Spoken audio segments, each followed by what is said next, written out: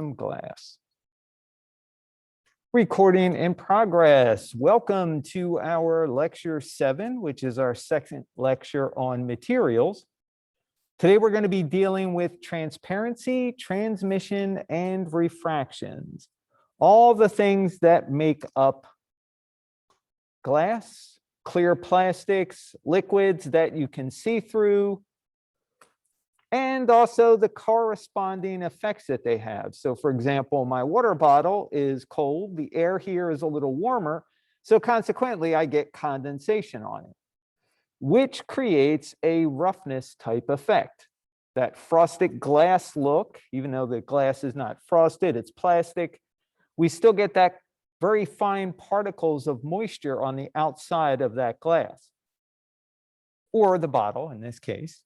And that is caused by roughness in not only the specular, the reflective part, but also the transmissive part, the part that allows us to see through it. So let's get started. That's still frozen. Oh, okay. So the screen is frozen here. There we go.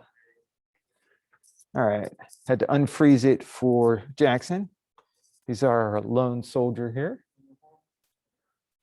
All right, so tomorrow I will be out of the office. I will also be out of the office Tuesday. Like I said, I've got vacation time I got to take up before my vacation resets on me, and I lose it in July. So I'm going to be taking off Monday, Tuesday next week, and Thursday, Friday. Monday, you will have lecture with our associate course director, Anthony Bagsby. He does lecture 9 every month for us. He is our resident substance painter guru.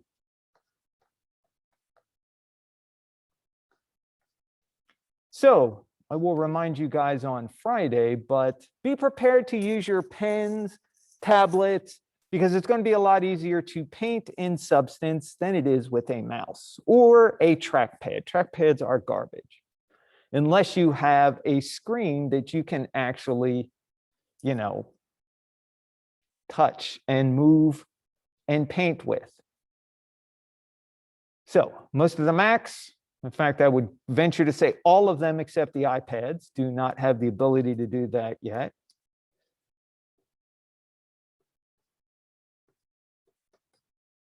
All right, so that's lecture 9, Substance Painter. Tuesday, I'll be out. I will also be out next Thursday, but I will be doing lecture Wednesday. And then Anthony Bagsby will be in on Friday for me to kind of do last-minute critiques and last-minute questions, demos, anything that we need to have clarified. So I'll remind you about that later. So tomorrow, which is Thursday, the 17th, like I said, come to Discord to get help. And also Frank will be doing the open lab. Frank or Ari. Sometimes Ari runs it. Mostly Frank. And that will be tomorrow from 1 to 5 p.m.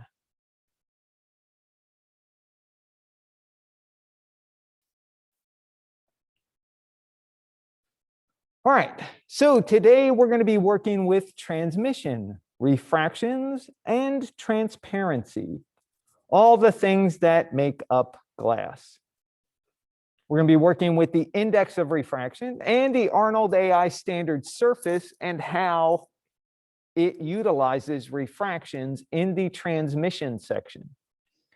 So Arnold, in spite of what the tutorials and the help docs in Arnold say about making glass, on the Mac, it doesn't quite work that way. Well, actually, it doesn't do it on the PC either.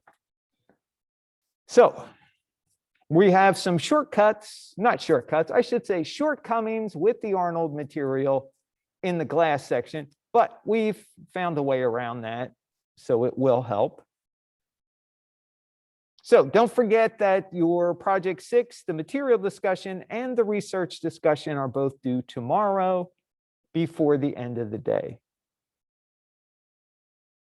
All right, anybody have any questions? Anybody need anything clarified about the reflective part? Assuming everybody got to see Frank's little presentation on reference. So Frank does a good job on that. Okay, none to start. So let's get into transmission and then into refraction. All right, so when light passes through a subject, an object, a body, that body could be solid, it could be gaseous. Okay, when light passes through it unobstructed, it is said to be a transmission of light. Now, we mention air because air, in reality, is treated like a fluid. Now we think of fluids, liquids. Fluid dynamics work with gas, they work with liquids. How those particles flow. And air is no different. Air is considered still a fluid. Now, when you have a light ray that passes through air, for the most part, our air is fairly clean. Unless in Florida, you go outside on a hot, humid day. When you go out on a hot, humid day, all the moisture particles in the air are heated up and they kind of move around. And when light goes through it, the light bounces off of those little particles. So you kind of see a wavy pattern in the heat. That is the light bending as it passes through the air, but on a clear, kind of dry day here in Florida, or even inside your environment where you're at now, for the most part, you should be able to look through, unless, of course, you burned your popcorn or your Hot Pocket or your toast for breakfast and it's all smoky in there. Unless you've done that and your environment is relatively clear, you can see through, and the objects you see do not look distorted. They do not look like they bend or distort when you're looking at them. You look at them at different angles, they pretty much look the same. Now, that is transmission. Clean air, clear glass. And for glass, it has a very specific requirement. You have a light ray that hits the surface at a perfectly perpendicular angle.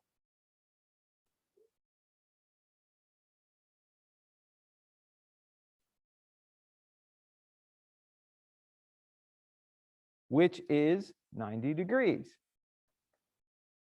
That light ray hits it, the air is clear, the glass is clear, and the ray passes through it unobstructed. Simple transmission can only occur if the light strikes the surface at an angle perpendicular to it, a perpendicular angle. Now, on the other hand, light will bend as it passes through the surface if it hits it at anything other than a perfectly 90-degree angle. So right here, this would be an incident angle.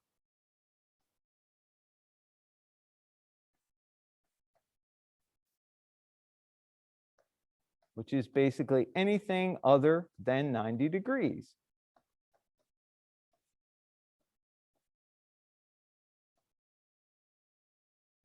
All right, incident angle.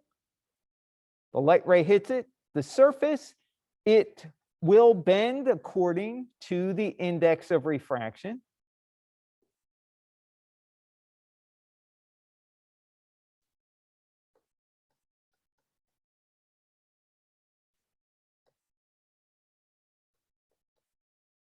Well, according to the surface property, which would be measured by the index of refraction.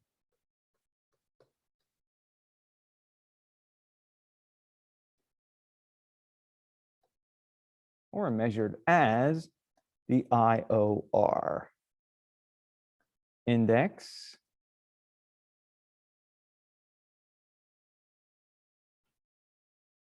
of refraction. Sloppy, but you get the idea. So we have a light ray hits the surface at an incident angle. Light will go through it, but it will bend according to what the surface is made of. That is measured as the index of refraction. And then once it exits, if it can exit, it will continue on its way. So we have transmission, light passes through unobstructed. We have refraction, light hits a transparent surface, bends according to the properties. So for example, I've got, a bottle of room temperature alcohol. So I've got my pen, I kind of put it behind it, and you can see how it is distorted as it goes behind this object.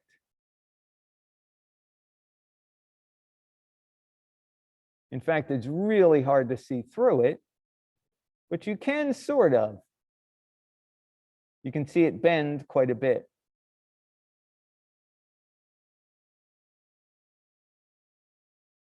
Bend and distort. And that part of that distortion is based on the index of refraction for the bottle plus the index of refraction for the liquid in the bottle. Remember, when you're looking through a glass of water, you're looking through not only the glass, but also the water. So you have two objects that will bend the light as it passes through. All right, does that make sense? Questions so far?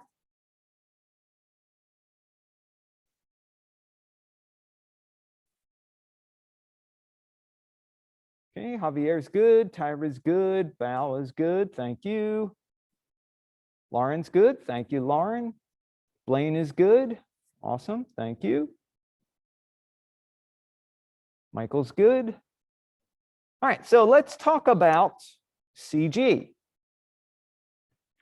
So in CG, you guys have probably all modeled something similar to this object right here, an ordinary glass. Right? Usually you take a CV curve, start by, usually putting the glass at the center of an axis. You snap your first curve point to that center, and you start working your way up, around the outside, down around, you snap it at the bottom, you do a revolve poly output, and pretty much you have a wine glass or a drinking glass.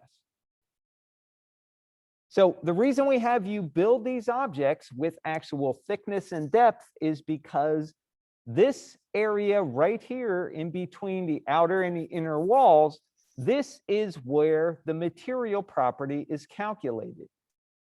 Now in CG, you go in between there, it looks like there's air. But no, in CG, even though you can navigate in there with your camera, it is still a solid. So what happens? We've got a light ray. Light ray comes in, hits the outer surface of this glass. Now, when it hits the glass, it has to query what the glass is. So it queries the material. Light ray hits it. It says, what are you? Are you reflective? Are you transparent? Do you absorb? What are you? And the material says, I am glass. So the light ray passes through, having its course altered because the material is glass. So the light bends, it exits. What is inside the glass?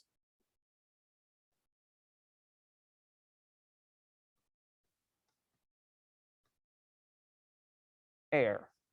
Exactly. Thank you, Tyra.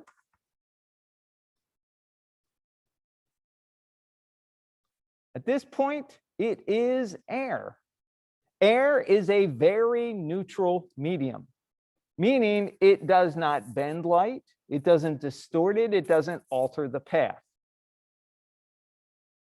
All right, so air has an index of refraction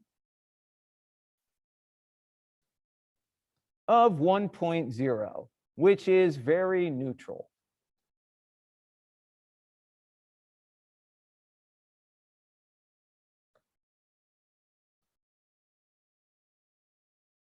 Glass, on the other hand, has an index of refraction of 1.5.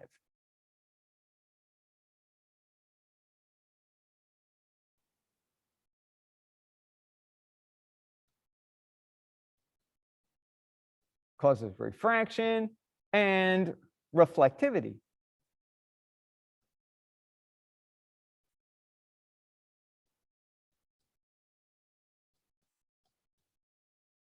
All right, so air causes no refraction.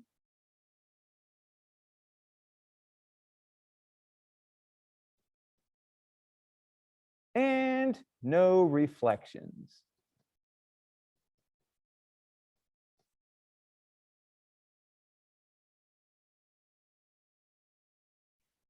All right, so we have a light ray, hits our surface, queries the material, your glass. The light ray bends according to the index of refraction. We've already stated that there is air inside the glass, even in CG. So nothing gets altered. The light ray continues on, hits the inner wall of that glass again, and says, "What are you?" And glass says, "Hey," or the material says, "Hey, I'm glass. You need to bend according to the index of refraction." So the light ray bends, and then it exits on its merry way. And basically, we've got 4 points that the light ray had to query to find out what it was going to pass through.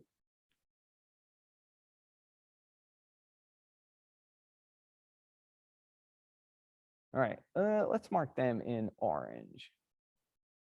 All right, so we got one here, we got one here, and one here. 1, 2, 3, 4. So we have a total of 4 refraction rays. Our ray is altered by the surfaces that it hits. It goes through the surfaces, it exits. It is either altered or not by what it goes through next. So we've got glass, we've got air, we've got glass. So in CG, we need to keep track of how many surfaces a light ray passes through. That is very important when we start having multiple glass objects or objects in front of each other. All right, so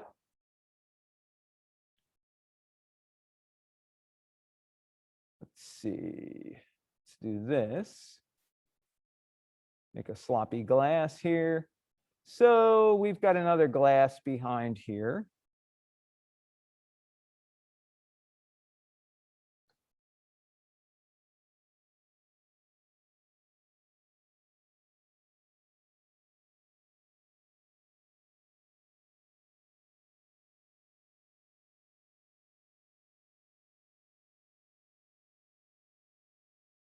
So we have a glass behind our original glass.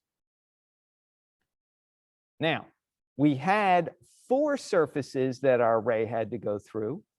If we have an object in front of another object, now we're talking about camera rays for visibility.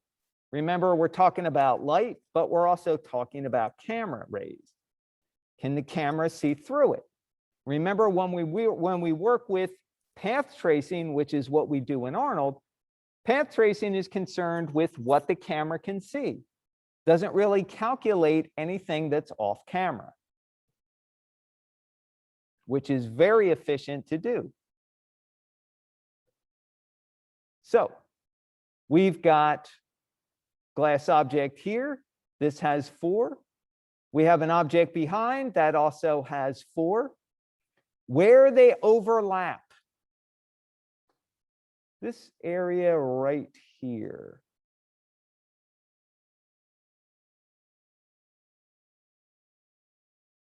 Where they overlap, how many surfaces does the camera have to look through?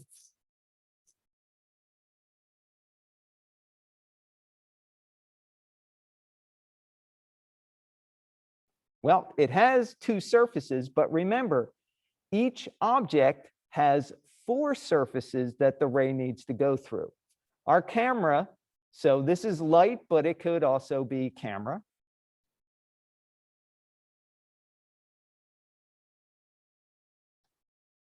Because we are trying to look through it.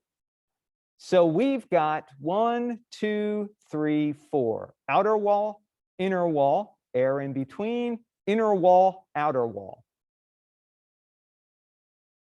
So even though this is a single surface, it has 2 points. One is an entry and the other is an exit. So the light hits the surface. Okay, so it's either 8 or 10. Why 8 or 10, Kayvon? Okay, yeah, but you say 8 or 10, so which one? Okay, he says 8 because we've got a single glass has 4 points. And the other glass has 4. So where we have overlap, we have 8. The air is neutral, so we don't need to worry about that, Kayvon. That's kind of a freebie. Now, if we were doing a particle simulation in Maya and we had a fluid body, a volume, or we were generating particles, then that would be different, but we're not. And anything in CG is really kind of a vacuum, or consider it air. It's a freebie. It really doesn't have any effect on our rays. Like I said, unless we're doing a simulation. So it would have 8 where it overlaps. Does that make sense for everybody? Jackson, does it make sense? Yeah. It has 8 because there's 2 ports. Yep. Okay. Val, Blaine, Derek, Ekaterina, Janelle. Tyra's good, thank you. Kayvon, you're good. Lauren, Blaine's good, thank you. Michaels, Nicholas, Will, Javier, Yangi. Questions so far? Because we're going to have to keep track of All this good now here. that, okay, good, thanks, Will. Now that we're going to add glass to our project 6, we need to be able to figure out how to calculate and make sure our renders look good. Okay, good. So one other thing, just take a quick screen here. All right, so that works perfectly well for 4 objects. So let me do a little cleanup here. So let's do this.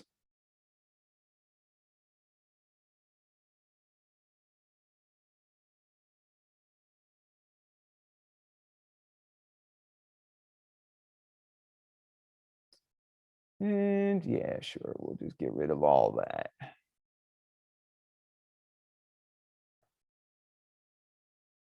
All right, so now let's go in and add an object inside the glass. What about transparent plastics? Does it have the same 4 points? Yes. That's if it's modeled like it exists in the real world. Because whether you're making a glass or you're making a bottle like this, you still have an inner and an outer wall. So the inner and outer wall are 2. Passing through the top part here where there's no water, that would be air. Hit the inner wall, outer wall and it exits, so you would still have the same 4 points. Now let's talk about fluid or water or even isopropyl alcohol in a bottle. Now we have an extra surface. So we need to figure out how that's going to work. So let's add in some water here.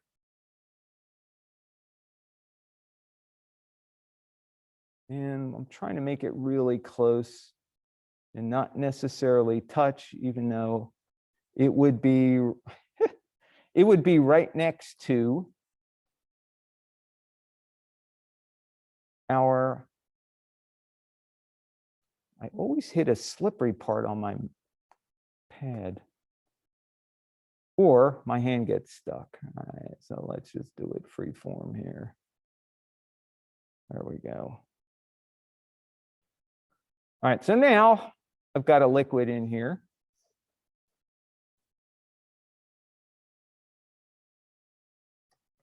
Water.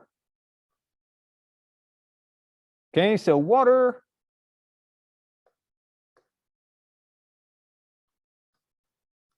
Index of refraction, 1.3. Again, it will cause refractions and reflections.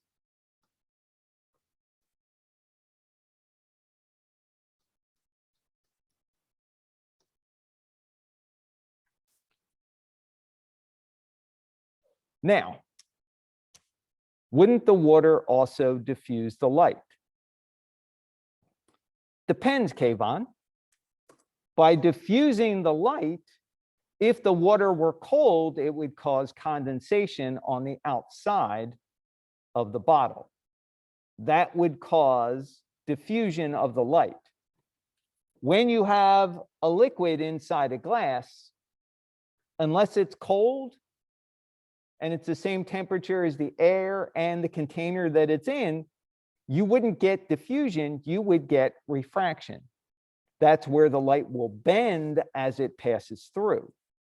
The light rays are still going to be intact more or less. That's why with this kind of object here, you can see I have really pretty clear reflections.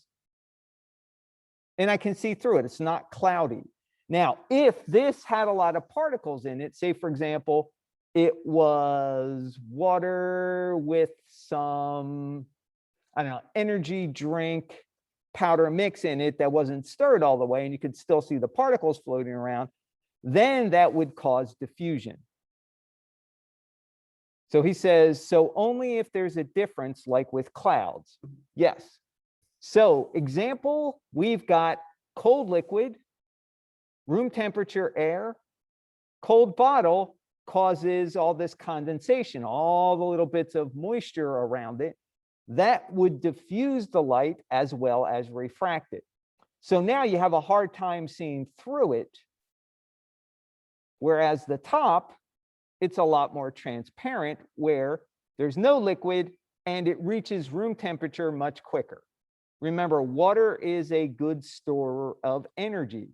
It stores heat, it stores cold because it is a solid mass. And it's pretty efficient at doing both of those. Does that make sense?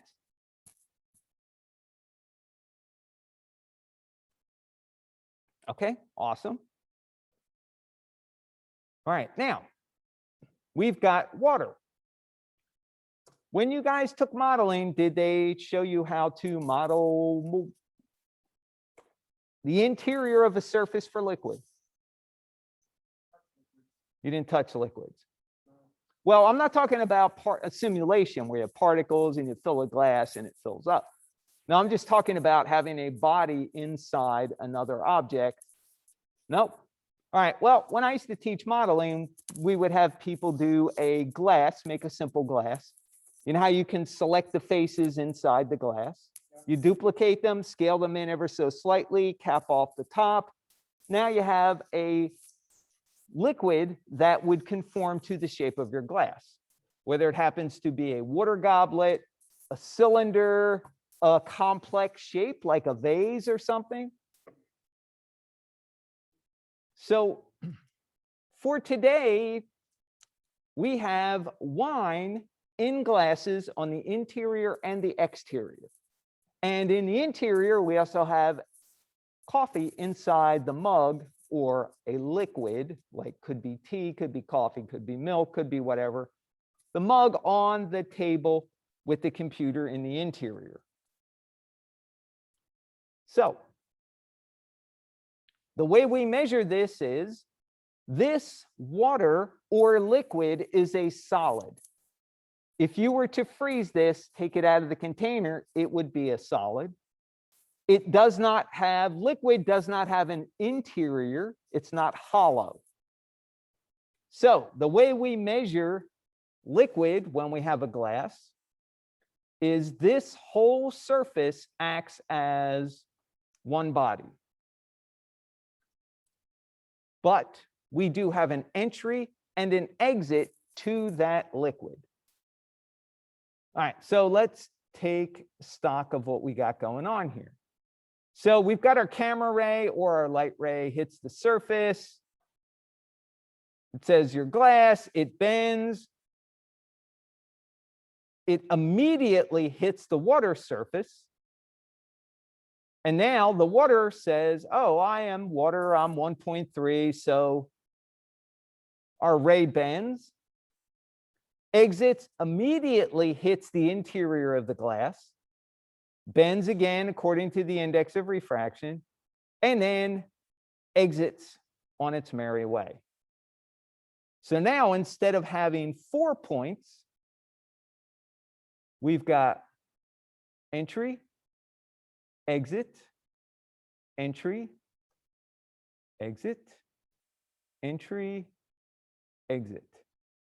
So now we've got 6. 1, 2, 3, 4, 5, 6. So now when you have liquid inside an object, you now have 6 surfaces to calculate. This is very important because it's going to require us to pay attention to our render settings. We have to make sure that we have enough rays available for the camera or the light to get through a surface. So total here is going to be 6. We got 4 for the glass, 2 for the liquid.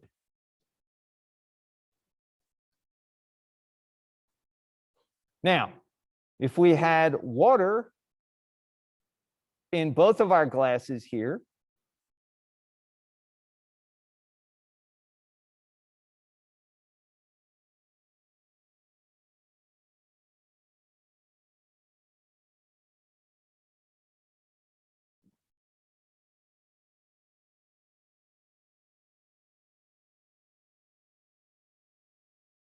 so we would have, how many surfaces does our ray have to go through here? 12. Yes, very good, Michael. Why? Well, we just figured out with a single glass, we've got 4 for the glass, 2 for the liquid, that's 6. We've got 2 glasses in front of each other. Where they overlap, right here in this area, this would be 12. You're exactly right. Right, so we got 4 for the glass, 2 for the liquid. We got, no. Oh, come on, Zoom. Again, we got 4 for the glass here. We got 2 for the liquid here.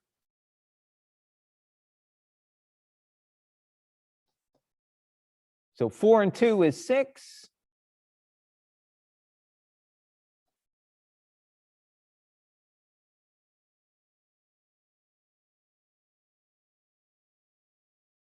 So 6 and 6, that would give us 12 right here.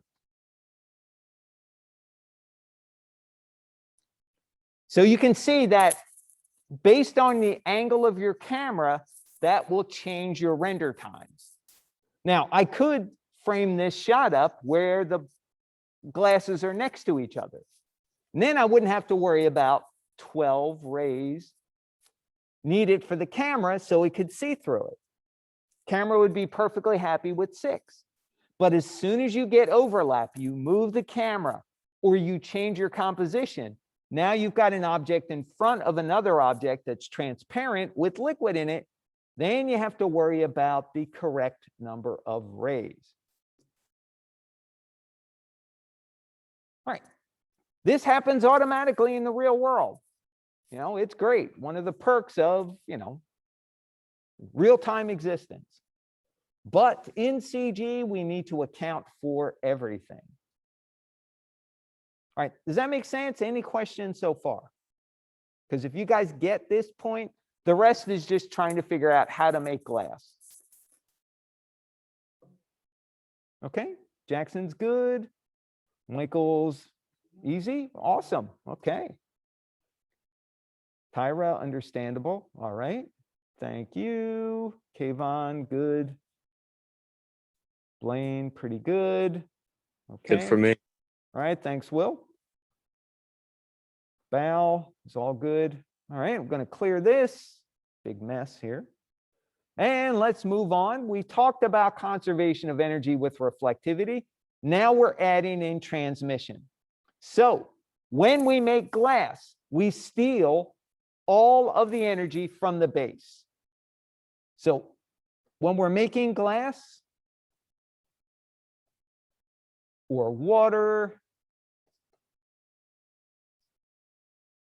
we're dealing basically with refraction, transmission. We're stealing all the energy from the diffuse. The bulk of the energy is going to be transmission, and what's left over is going to be specular. That's going to be reflections. Glass, clear liquids are mostly transparent and have some reflectivity. So in order for the correct level, conservation of energy, so things look believable, we have to turn off the base. If we forget to turn off the base, our glass, our liquid's going to look very milky and cloudy because that transmission is not taking all the energy from the base. We have to manually turn the base off. So we'll get that milky color due to the base color, the default base color. All right, so specular transmission work together. They are meant to work together. In order for it to be accurate, like I said, we turn the base weight to 0 for glass.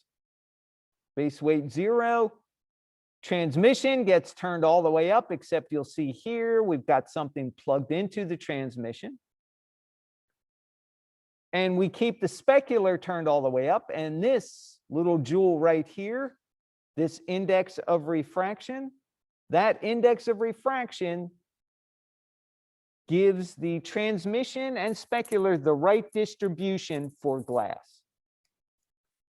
So the index of refraction, notice when we did the reflective part of our materials on Monday, we didn't have transmission on. We had an index of refraction by default of 1.5, which gave us decent reflectivity. But once you enable transmission, index of refraction goes, oh, wait, okay, we got transparency now. So we need to distribute your energy differently. All right, so specular weight controls the amount of reflectivity, roughness, index of refraction. This is set to 1 for glass, just like it is for metal, usually. All right, specular color, keep it at white. All of our color in reflections comes from our environment. Specular roughness, we can adjust that. This is what specular roughness looks like with glass. The index of refraction, if it's glass, it's 1.5. That's why we get 1.5 by default. We have other settings we can use. Easy to find other settings on the internet for like wine, water, alcohol. You could probably find it for apple juice. You know, anything that's got more sugar in it, I would say the index of refraction is probably going to be a little higher because sugar tends to change the viscosity of the liquid just a little bit. You know, water, no sugar, no sodium, no salt. It's pretty much plain. So 1.3,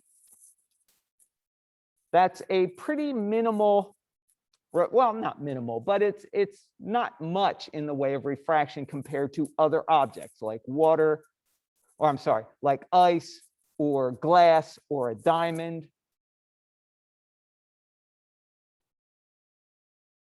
All right, transmission weight.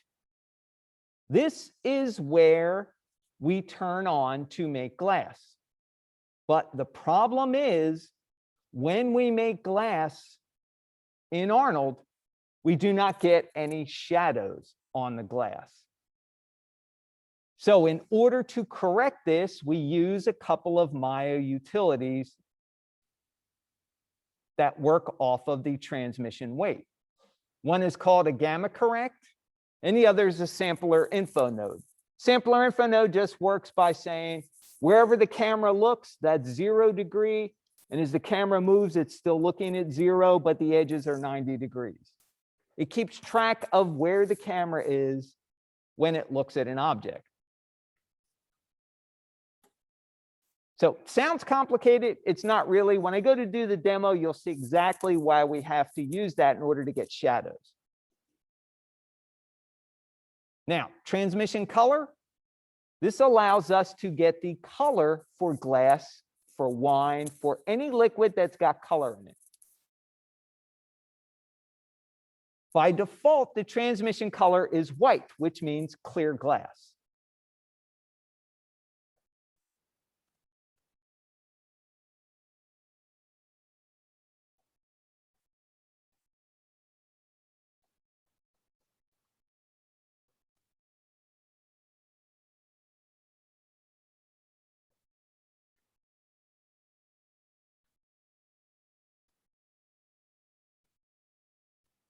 So white is the default. If you have something kind of pinkish or reddish, you're going to get something like this, or bluish or greenish. And there in the example back here, this little vase in the render, that is white. That's clear glass.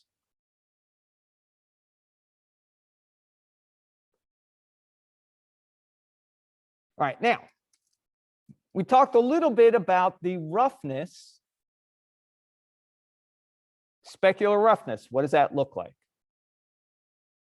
Okay, well, it blurs the reflections, but it doesn't blur the refraction. So we've got something called extra roughness under transmission. This blurs the refraction, just like my kind of misty, sweaty bottle here. Now, in order to get the best results, it's a combination of specular and transmission roughness. Because when you've got frosted glass or you've got condensation on your glass, you're not only getting the reflections that are refracted, but you're also getting, well, reflections are diffused. The refraction is also going to be diffused. Now, a lot of times, if there's any roughness in glass, it's going to be pretty minimal, unless it is a frosted piece of glass like a window, privacy window, or you're trying to simulate frosted glass come out of the freezer.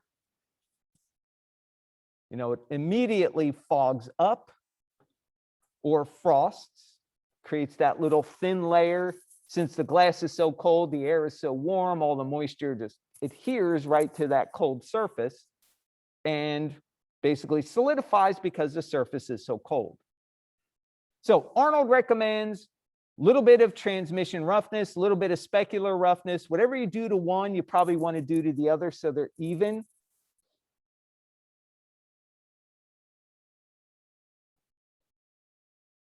Okay, now, when we make glass, we also have a couple of extra settings. One is we turn caustics on.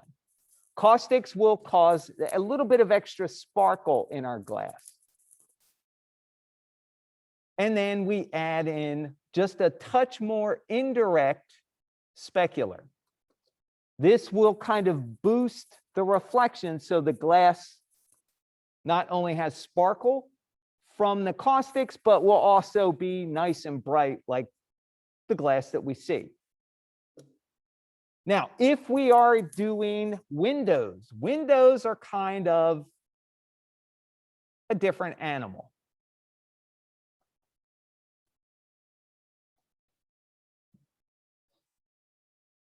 Right? If you're modeling for an architect or you're modeling an environment, you've got windows in your, window panes, in your door, in the wall somewhere. You're not generally going to model cubes, right? You're just going to use a plane. Well, we don't really need to calculate refractions for window glass because when we look out of a window, we don't have anything to compare it to see if it refracts, for one thing. And generally, window glass is fairly thin by the time we actually look at it from the distance and angle that we see it at. So we don't see a lot of refraction. But we do want it to be transparent. We do want it to look like glass with some reflectivity. So we use thin-walled. Basically, thin-walled will allow us to get the look of glass on window panes, window planes also, without calculating extra time for refraction that we can't see. So for example, in the interior, we're going to turn on the glass geometry and we're going to assign a material to that. We're going to make them thin-walled glass.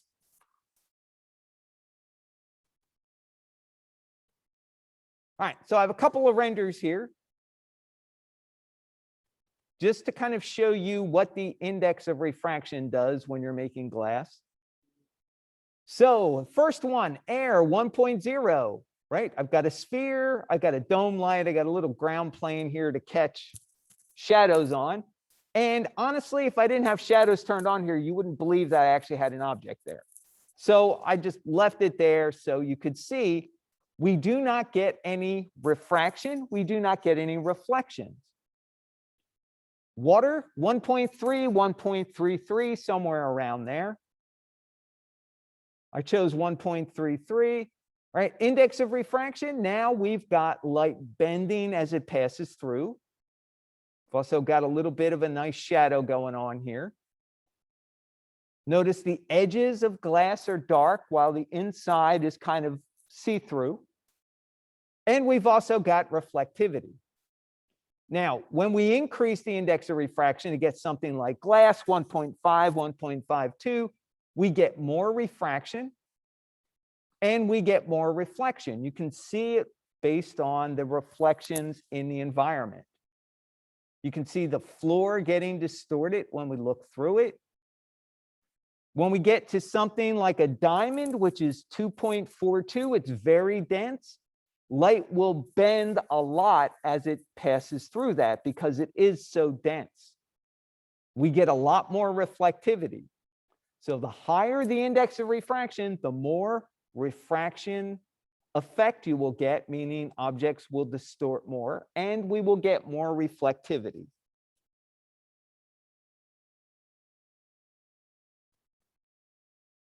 Now, all of this, of course, comes at a cost, and that is rendering. So in addition to rendering, let me send that to the back. this should actually move here because we're talking about transmission. So before, on Monday, we worried just about specular. Today, now that we're going to be adding glass into our environment, we have to worry about the transmission samples as well. So they work the same way that diffuse does and specular, probably start off at 4 if you've got noise in the glass, and that would be in the transparent parts. Probably 4, maybe 6. I doubt you'll have to go to 8, but it is possible. So now you need to keep track of, do I have noise from indirect light? That's diffuse. Do I have noise in shiny objects? That's specular. Do I have noise in transparent objects? That's transmission. All right, so based on all of that information, the reason we were keeping track of how many surfaces a ray had to go through was for this. Down in the render settings under ray depth, actually this is the Arnold renderer tab in the render settings. We go down to ray depth. We have a max specular number of bounces in a scene and max transmission. Now, by default, we get a total of 10 for everything. So 10 means like 8 plus 1 plus 1 is 10. So for example, if we need transmission up to 12, right? If we keep diffuse and specular at 1, right? This would be actually 14. And you probably want to change it down here too.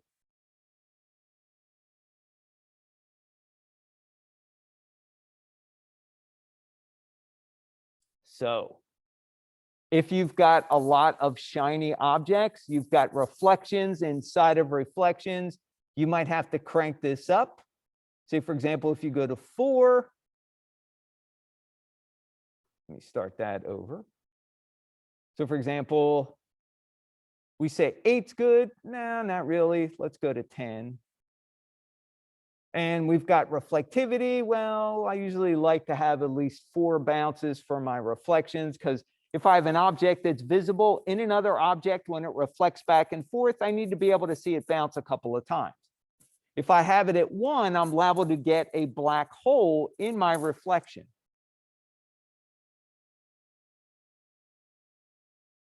So maybe crank that up to 4. So now I got 10 plus 4 plus 1. That's going to be 15. Be very careful when you're increasing these numbers, because this will kill your render time.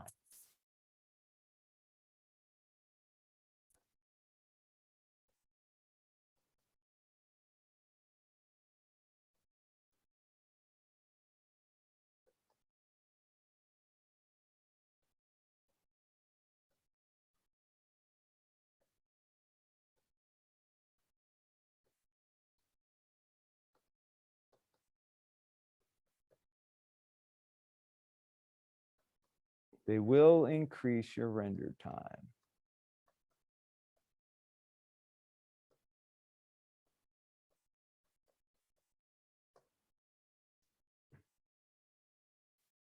Now, generally, what I do is I may not even change these until I render and go, wait, something's wrong. Something doesn't look right.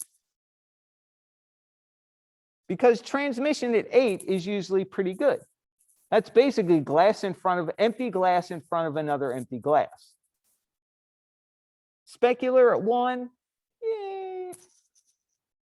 yeah. When I'm working with glass, I like a lot of bounce inside as well as outside. But like I said, I'm going to render first and then come in here and adjust based on what I'm seeing. So just remember, total is going to be the diffuse plus the specular plus the transmission. We're not doing volume, don't have to worry about that. Transparency depth at 10, that's usually pretty good. Now, if you've got glass in front of another glass with liquid in both, you might need to put transparency depth to 12. That's basically how deep will the ray go.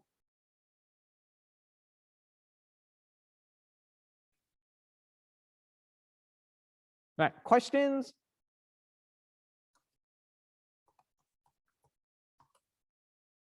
So far? All right, thank you, Michael. Just remember, take it methodically, step by step. If you have an issue, retrace your steps, make sure you didn't miss anything.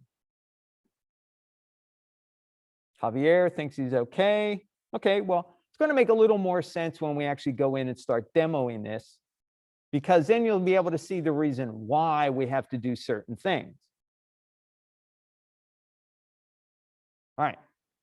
As I mentioned, based on your camera angle, that will increase your render time. So this is before we had denoise going on and had to render full-blown samples, non-stop samples. Took about an hour to render this out, to get the glass to look good, all the surfaces to reflect, to get as little noise as possible. As soon as I changed my camera angle, I did not change any of my render settings or anything else, honestly, because I was prepared for this overlap based on these different surfaces here.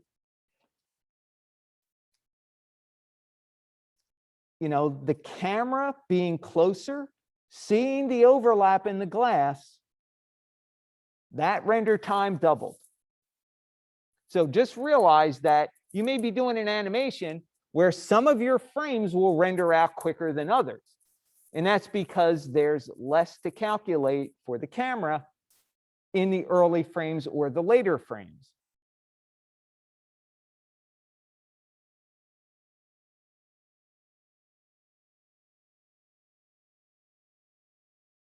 All right, so here's what I want to do. Let's talk about these objects here, because you will meet these objects in today's project. They've kind of been in the background. You might recognize this little friend right here. Oh, come on. There we go. All right, so this is called a Klein bottle.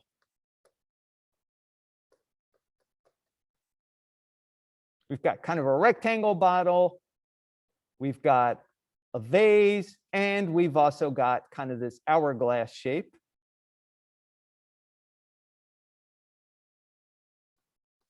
All right, so Javier said he was trying to figure out what that bottle was. All right, so believe it or not, no, I don't want to download that now. Believe it or not, there are actually groups. There's a Facebook group, and I think there's an Instagram group on Klein bottles. They're like Klein bottle clubs. Yeah, it's kind of interesting.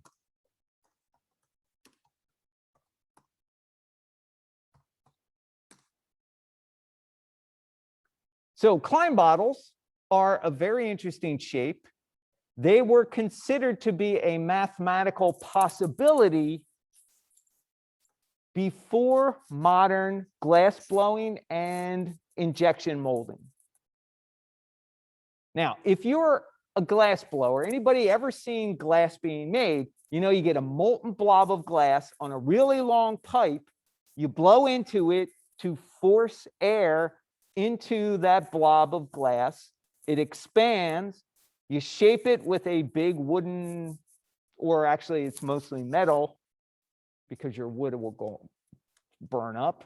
It'll be metal, you're shaping it to the shape you want. And you know, you shape it, you heat it, you shape it, you blow it, you turn it, right? That all makes a nice glass or a bottle. Now, if anybody's ever seen that, you realize that the tip where the neck of the bottle is usually attached to that big tube that you blow into, right? And they usually cut it and then they shape it while it's still warm so you get a lip on it. Well, it's really hard to be able to take that neck of the bottle and shove it back inside the bottle itself. So basically the way Klein bottles work, see if I can trace this for you guys. So here or here, doesn't really matter. Actually, this is a cute little Klein bottle. The opening of the Klein bottle is down here. You change colors here. This is the opening. So you fill the Klein bottle at the bottom.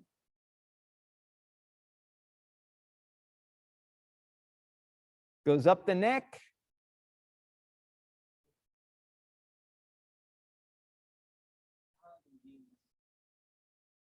Okay, and it fills up. This is the opening. So you got a neck. That neck is twisted around, shoved back into the bottle, maintaining an opening here, and then out the bottom. This is where the opening is now. So, like I said, this was really difficult for glass blowers to make. It really hasn't been a thing until, I'd say, the last 50 years or so, where techniques have really gotten a lot more sophisticated. If anybody ever sees these being made, definitely stay around and watch it.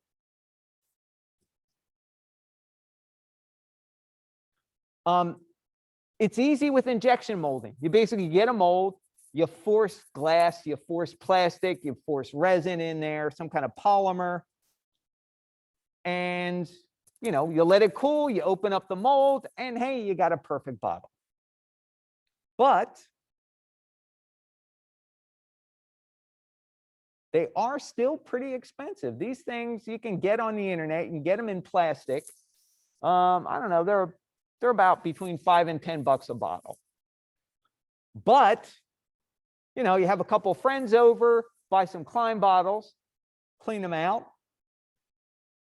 fill them up with a beverage, hand them out, and then watch people try to drink out of them. So they do make specific, like really super long bendy straws where you can basically put the straw in and drink.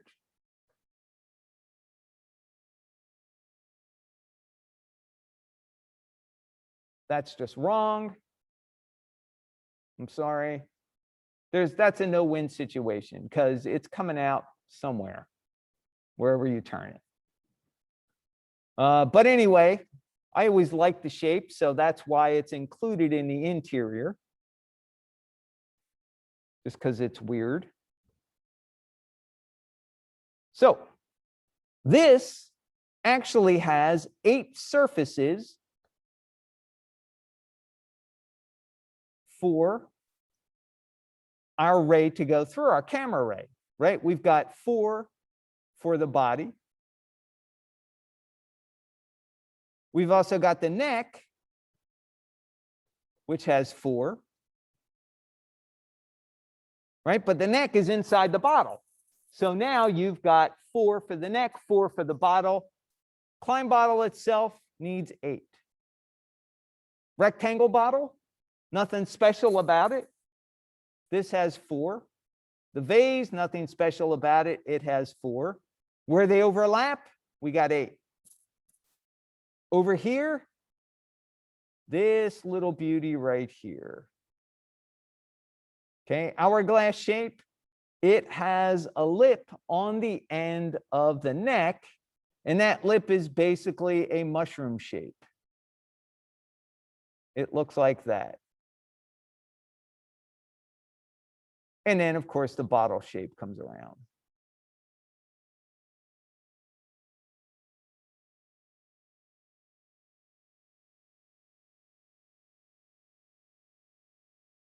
So again, based on your angle that the camera's at, that could change your render times drastically. All right, so let's talk about how to actually go ahead and make this. So let me fire up Maya. What I'm going to do is demo the exterior scene.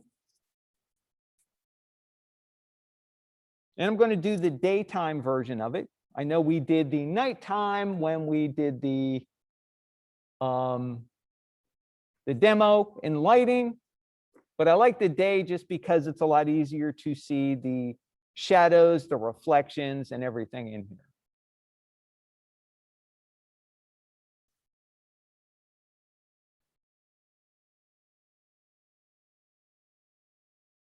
Now, we're going to run into the same kind of issues in the interior, but like I said, glass is glass. It doesn't matter whether you're inside, outside, day or night, you're still going to get the same thing. So let me set my project. Go to project 6.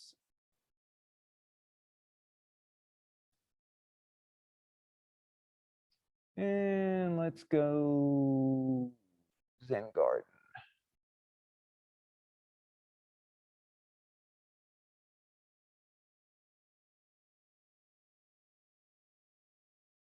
Nope. Stop doing that. Let me clean up. I got a messy folder, so let me clean that up first. Project 6. There we go. Zen Garden. Let's get these over here.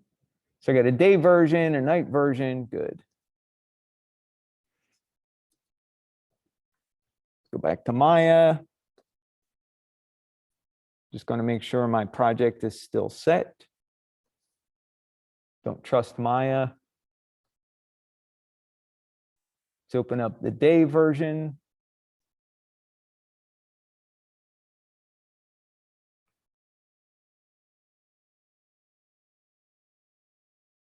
And let's do a quick render. Let me make sure everything is set up here.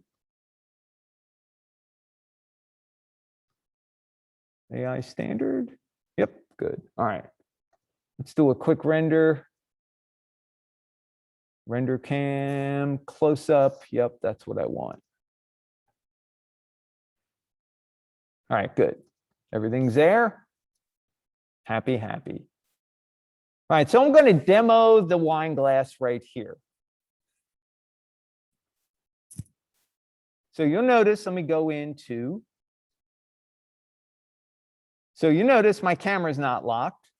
Don't forget, there are bookmarks. Get back to it. I'm just going to go to perspective right now. And you'll see inside there is my wine geometry. There's my glass. In fact, let's just work close up here with the glass. All right, first thing I want to do, I'm going to assign a new AI standard surface.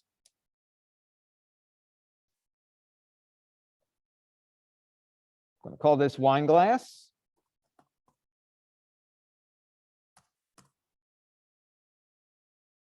Render it out. It's going to be super bright because I have the default color. So when we're making glass, the first thing we want to do, obviously, is assign a new material, find reference.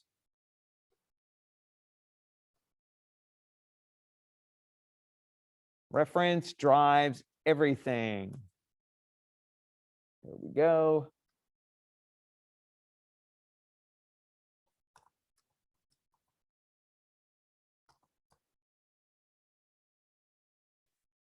And let's go wine glass outside. How about that? Get some wine in the glass there. Tools, size, we want it to be large. There we go. There's a nice shot of red wine and white wine. You want to avoid images like this. This is really hard to see through. Granted, they do exist in the real world, but for this project, we want to know that you can actually make colored liquid. So we need to be able to see through it a little bit. What else we got here? We got that. That's white wine. That's all fine and well.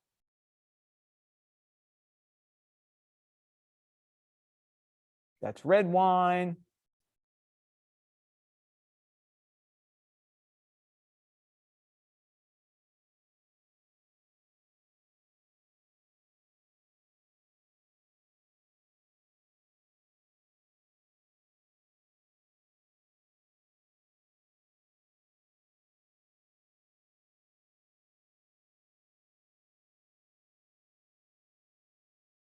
All right, so this is really dark wine, but you can see the glass here. That's the kind of shadow we want for glass, right? It's going to have dark edges, kind of clear in the center.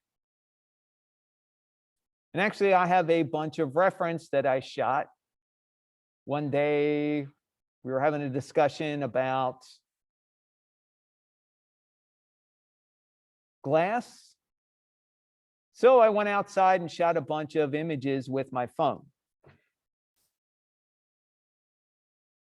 All right, so these have liquid in them and they're solid, but you get the idea. That little sparkle down here, that's part of the caustics of the glass. But the fascinating part for me is when I actually took pictures of the wine glass here. So you can see I got a lot going on. This was outside, sunlight, sky.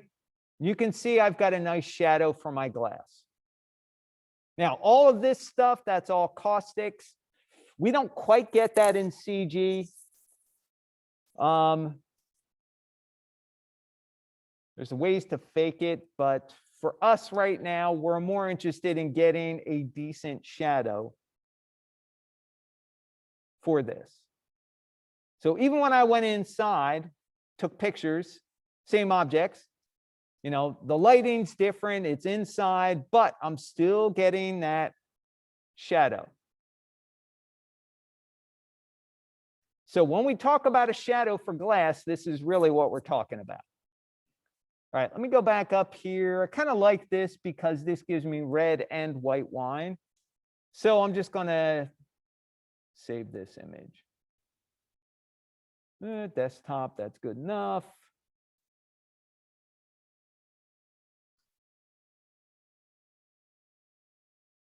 There we go.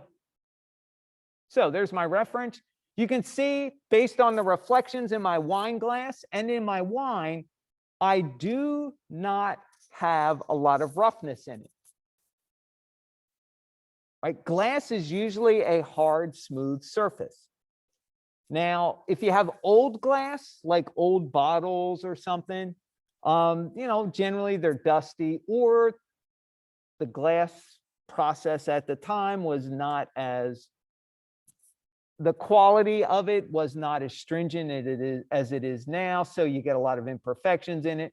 But generally, modern glass, very, very, very low roughness. And the liquid itself, most wines, they specialize in being clear. Clarity of wine is important for people who drink wine. All right, so there's my reference. Pretty happy with that. Let's minimize that. I'll leave this open. Let's scale it. No, stop. There we go.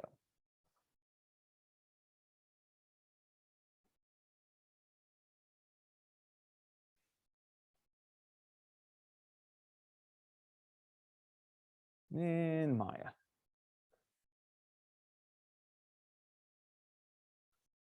All right, so first thing we're going to do, after we get our reference, we already have reference, we assigned a new material. Now we're going to turn off the base weight. Let me kick back my render. Base weight goes 0. Now we've got kind of a shiny black hole right here.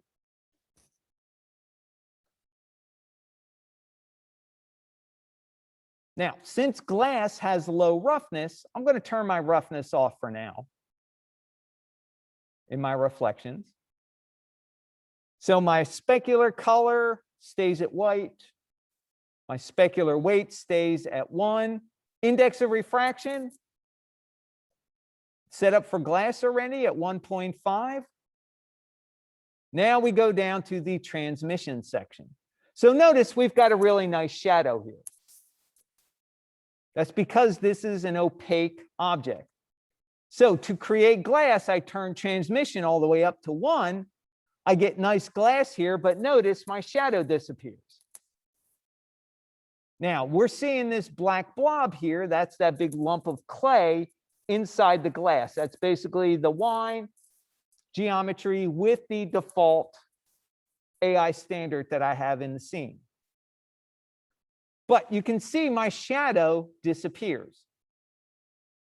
Now, I've seen a lot of tutorials, where people are saying, oh, you got to go down to the geometry and you play around with opacity.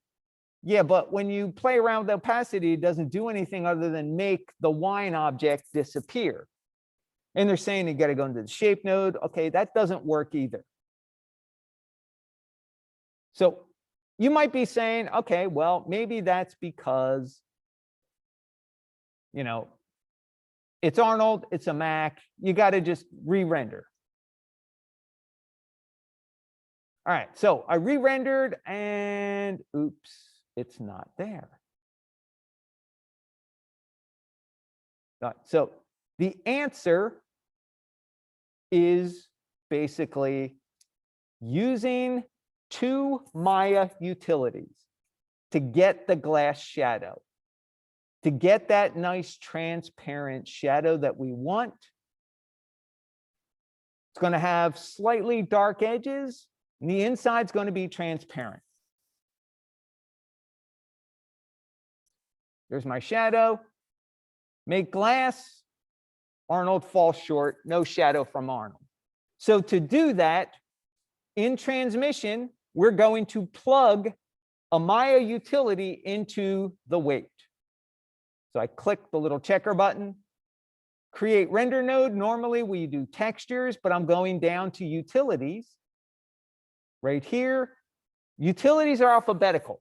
I want what's called a gamma correct. That's G. Let's go down to the G's. There's my gamma correct right here. You come up with this and you go, oh my God, what did I come into? It's not that hard.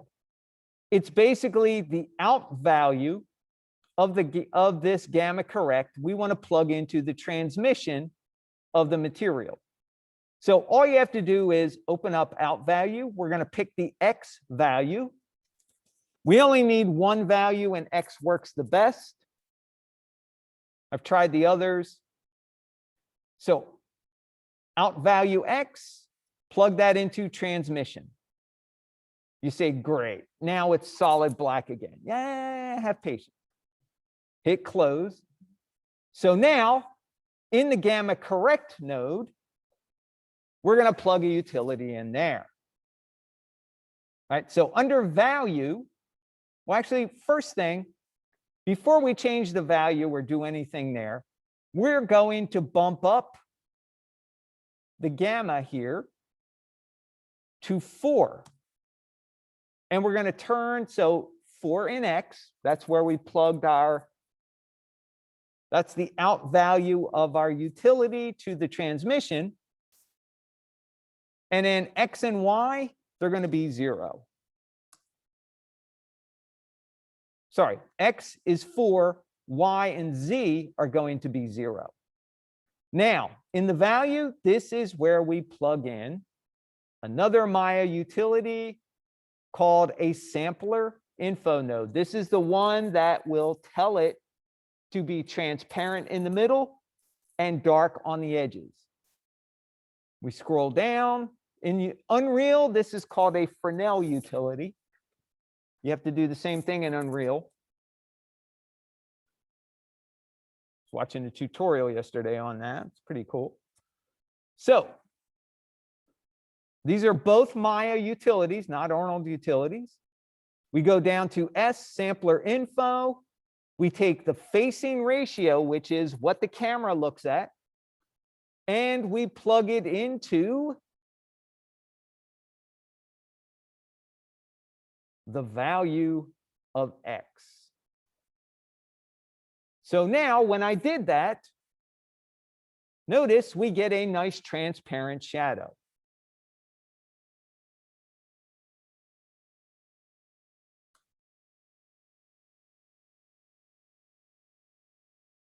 So let me back up here. Yeah, okay. All right, so I'm going to stop at this point and let's take a look at what my network looks like. All right, now, to kind of look at a network, we open up the hypershade in Maya. And the default hypershade settings have what's called a property viewer and a material viewer. They're both terrible. The material viewer is basically just kind of like IPR running all the time. And the property editor is sort of like the attribute editor. I get rid of them because I'd rather go in and use Maya's attribute editor. But you have all your materials across the top here, and I want to graph them and put them down here in what's called the node editor. So I right click on my glass. Notice I get a contextual menu, and I go down to graph network, and that will take this, put it here, and expand it. So now I've got my material. And anytime you've got a material, you've also got a shading group. This is what sends information to the renderer. But you can see my transmission has a gamma correct in there. Out value, we chose X. And then we took a sampler info node, facing ratio, we have into the X value. So basically, while you are looking at it straight on, you are seeing clear, and on the edges, you are seeing a darkened area. Now, a couple other things we need to do here. So I'm going to select my material so I can go back here and go to work. A couple other things we need to do. One of them, let me kick the render off again. One of them is to go down under advanced. And we want to turn caustics on. Caustics adds a little bit of sparkle. You can see it happen. And then we're going to increase the indirect specular to 1.1.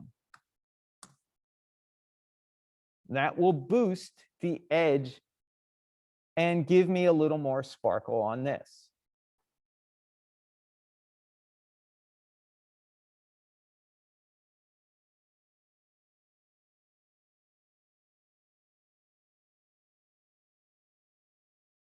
So that is the basics for making glass.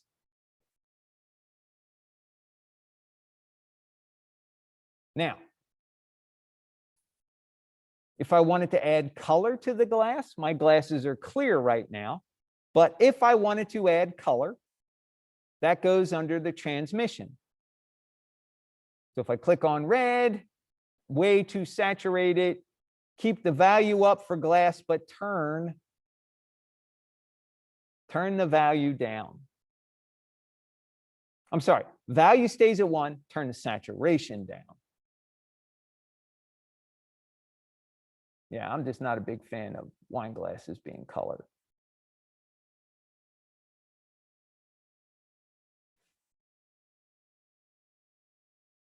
All right, now,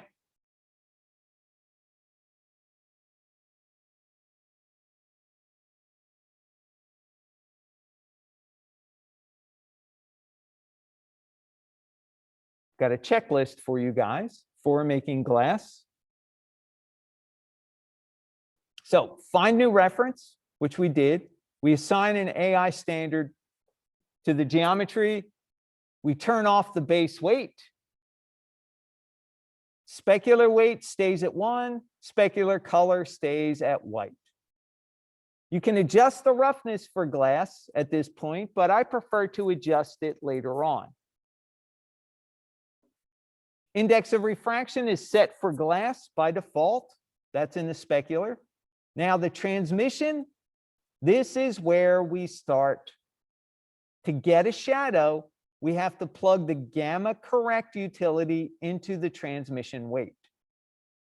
Take the out value X, got to expand it, and assign it to the transmission on the right side. So this is the utility, this is the material. Hit close, change the gamma correct, 4 in X, 0 in Y and Z. Then we need to plug a sampler info into the gamma correct value, and we do it into the X. So sampler info, we take facing ratio, plug it into out X, close, transmission color by default is white, turn caustics on, increase the indirect specular to 1.1. Now here in the Arnold renderer, this is where we may need to increase the specular and transmission to equal the total. Right now, in Maya, it's set for 10. So I got 8 for transmission, which is perfect for this. Specular 1, diffuse 1, total 10. So I'm getting a decent result here. Now notice, watch what happens if I increase the ray depth for the specular. So let me go from 1 to 2. Actually, let me go back and take a screen of, not a screen of that, but let's keep that. Let's just do this. There we go. Take less time to render.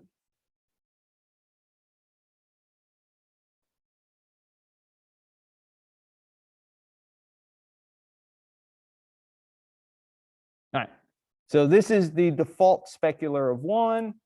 Let's change the specular to 2. So you can see, picks up just a little bit more.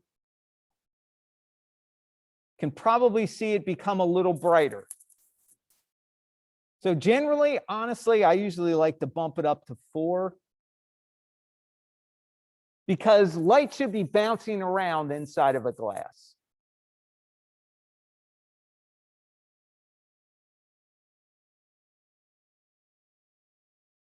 So if you take a look at my reference over here, these are pretty bright.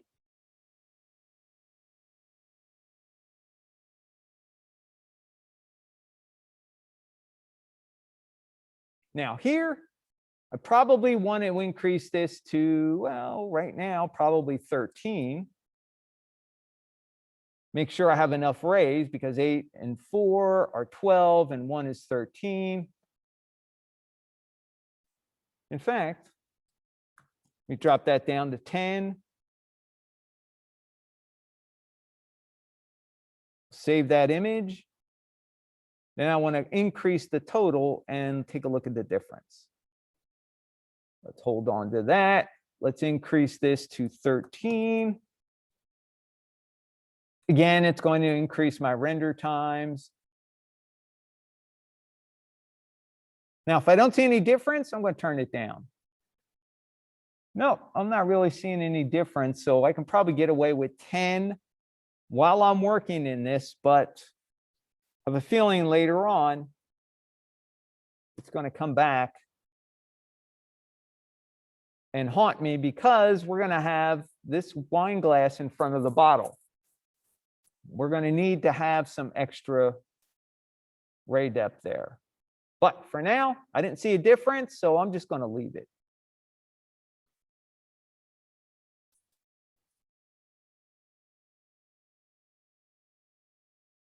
All right. So the basics of glass right here.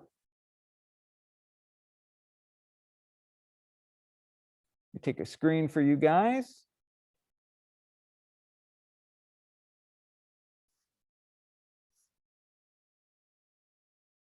And let's drop it in.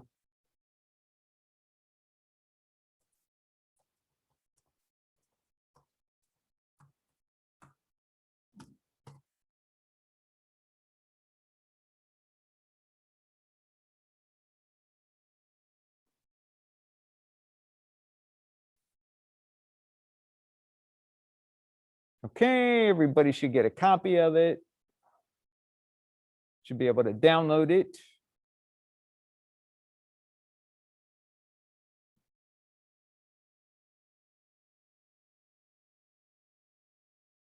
All right, now we want to move on and do the wine inside the glass. So the wine inside the glass, actually, I'm going to bookmark my perspective camera. Let's do a new bookmark. Let's close. Let's do file, scene, save as.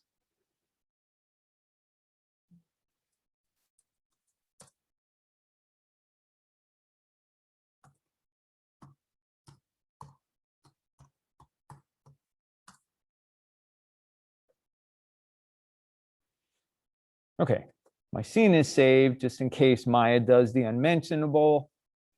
So now let's do the wine inside the glass. So we're going to treat that exactly the same way. It's going to be treated just like it were glass. The difference is we're going to have a different index of refraction. So we've got reference. I've got white. I've got red. I need to assign a new AI standard. So I'm going to select my wine geometry.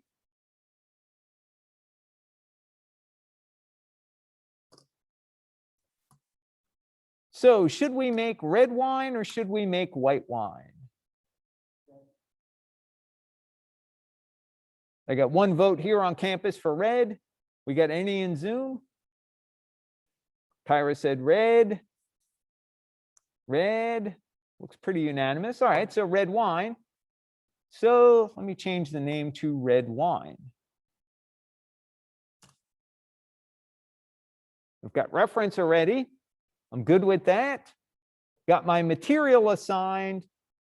So let's start making,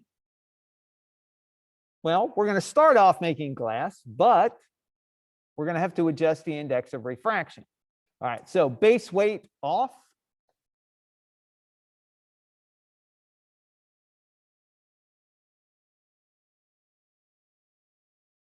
So now it looks like a nice glass of tar.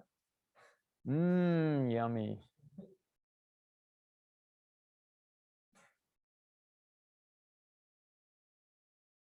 Well, shiny tar. Nice and cooled inside that glass. All right, so found reference, signed new material, base weight off, specular weight at 1. Yep, check. Colors white. Yep. Roughness, not much roughness here. Let's turn roughness off for now. Like I said, I like to add a little bit of roughness. So I'm going to add a little bit of roughness. I'm going to add it to my wine glass. And I usually like to do like 0.01, just a touch of roughness. I'm actually going to go down and do the same thing for the extra roughness, just so it has a little bit of imperfection. I'm going to do the same thing for the wine that I just made. So let's go in here. There's my wine.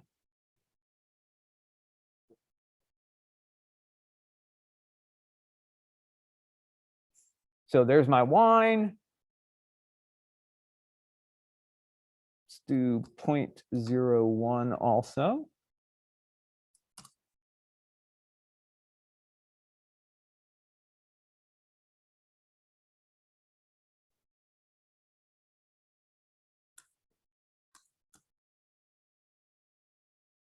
All right, so we added a little bit of roughness. Wait, I didn't do the refraction part. Oh, can't do transmission until I get there. All right, so now I need to find the index of refraction for wine.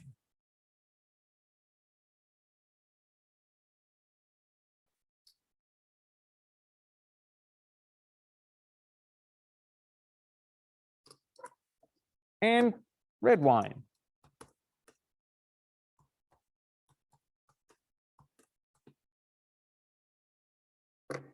Index of refraction, red wine.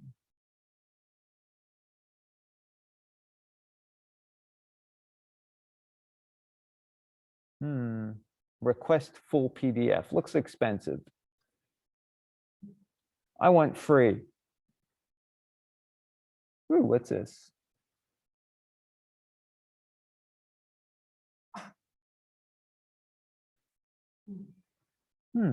Not bad. Except it doesn't tell me whether it's red wine or a white wine. What's that? 500. Yeah, but I mean, pretty much every country makes red and white wine. Yeah. So, I mean, that's kind of hard. Oh, wait, it says optical properties of 12 red wines measured. Okay, red wines, here we go. All right, so we can pick any country, but it looks pretty uniform that the index of refraction is about, it's 1.34.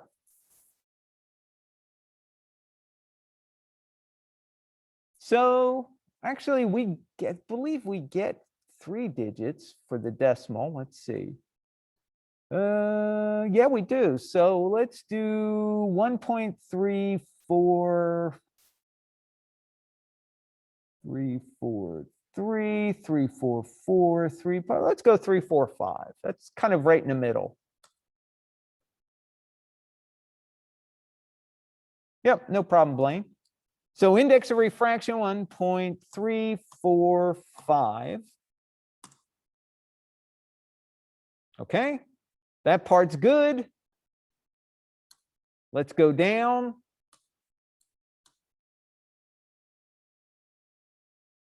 And normally we would just turn this on. But you can see our shadow disappears. So let's go play the gamma correct sampler info game. All right, so connection editor, we want the transmission weight. Click the checker button, brings up create render node. We want a Maya utility. So Maya utilities, gamma correct. We want the out value of X to go into transmission. Now we hit close. We turn the value in the gamma to 4 in X, 0 in Y, 0 in X. We're not transparent yet, but we now add in to the gamma correct value a sampler info node. This is where the magic happens. So we go under create render, Maya utilities, sampler info is S, so it's alphabetical. Sampler info, don't be scared. Sampler info on the left facing ratio gets plugged into the value of X. We close.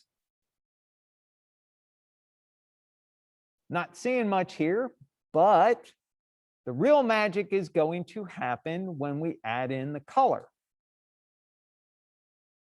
So let me go back and select my geometry. So a couple of ways, if you guys remember me showing you on Monday how to get color off of your reference, I'm actually going to double click in the transmission weight. Nope, double click. Go away. Double click. There we go. That brings up my advanced color picker. I'm going to load my reference.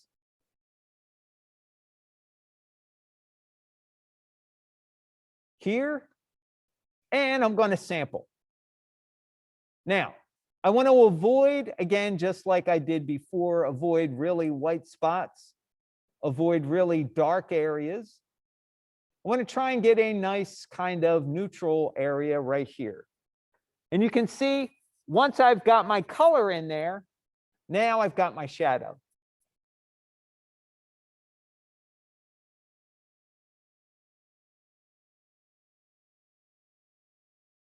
So I'm going to click done.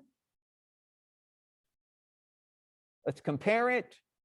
Not too bad. It's a little on the saturated side. So I'm going to take my saturation level down a little bit. So if I go too low, it becomes really pale. But for red wine, I usually like to keep it somewhere around 0.8. The value I try and keep high. If you've got really dark red wine, you might need to lower the value a little.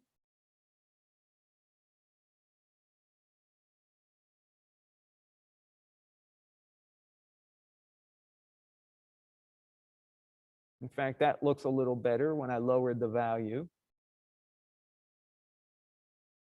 And maybe a little more saturation.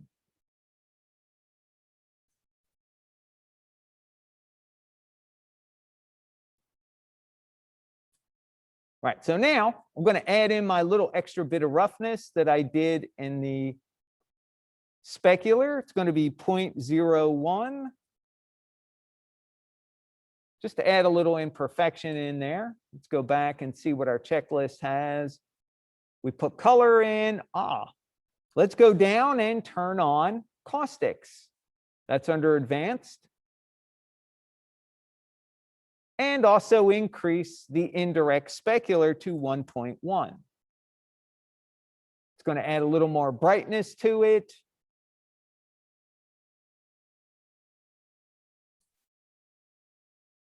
So we're good to go right here.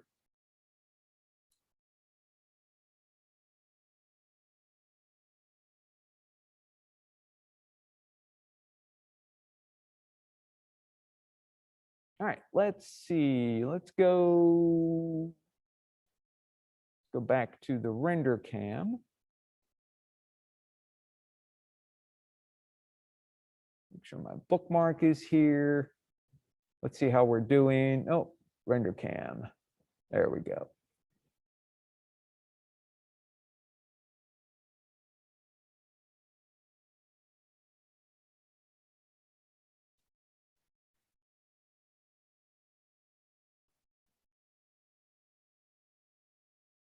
All right, so the workflow for glass is, to get that shadow, you have to jump through a couple of hoops, and those couple of hoops are Maya utilities, but totally worth it until you get realistic shadows, because without it, it looks awful. All right, this is a good place to kind of take a break. When we come back, I'll demo the bottle, show you guys we're going to hide the label. We'll go into the interior. I'll do one in the interior just to kind of show you guys where all the stuff is in the interior, and we'll go over all the requirements. So far, though, before we go on break, any questions? I know it's going to take a little bit of practice. Once you do it a couple times, you're going to get good practice. You've got the wine glass, you've got the wine, you've got the bottle in the exterior. You've got 4 glass bottles in the interior scene that need to be made glass. We've also got requirements for which glasses need to be color and which need to be clear. So we'll go over all that stuff. I'll show you where sort of the hidden wine glass is in the interior. Not really hidden, but sometimes it gets overlooked. All right. I got a question. All right, go ahead. For the which one I was trying to see, I was trying to ask. Let's say I pretty much got done. How do I make it like black and white? I actually did that in last lecture. There's a layer inside each of your templates. And you put your render inside that layer, it makes it black and white. Okay. Okay.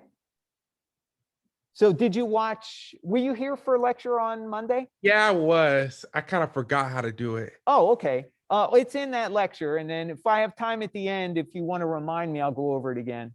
Okay. Okay. I'll just make sure. Yep, no problem. All right, let me get everybody for attendance. All right, so we'll take a break. We'll come back. Let's see, what time is it here? 8:48. So let's come back at